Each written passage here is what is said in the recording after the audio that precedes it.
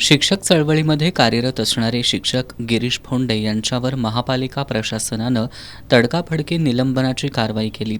याबाबत आज कोल्हापूर जिल्हा शैक्षणिक व्यासपीठाची बैठक आमदार जयंत असगावकर यांच्या उपस्थितीत जिल्हा मुख्याध्यापक संघात आयोजित करण्यात आली। या बैठकीत फोंडे यांच्यावरील निलंबनाची कारवाई चुकीची असून त्यांचं निलंबन मागं घ्यावं यासाठी गुरुवारी 17 एप्रिलला भवानी मंडपातून महापालिकेवर भव्य असा मूकमोर्चा काढण्याचा निर्णय घेण्यात आला। या मूकमोर्चात सर्व शिक्षक संघटनांनी सहभागी व्हावं असं आवाहन शिक्षक आमदार जयंत असगावकर यांनी केलं।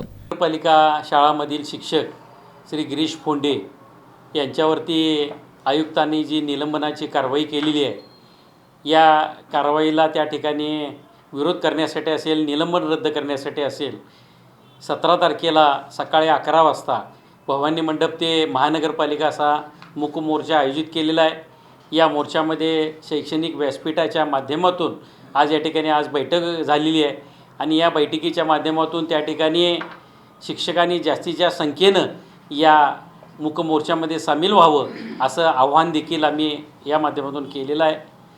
या बैठकीला SD लाड, RY पाटील, राजेश वरक, प्राध्यापक CM गायकवाड, SJ गोंधळी, राजेंद्र कोरे, सतीश लोहार, SK पाटील, बाबा पाटील, सुरेश संगपाळ, सुदेश जाधव आदी उपस्थित होते।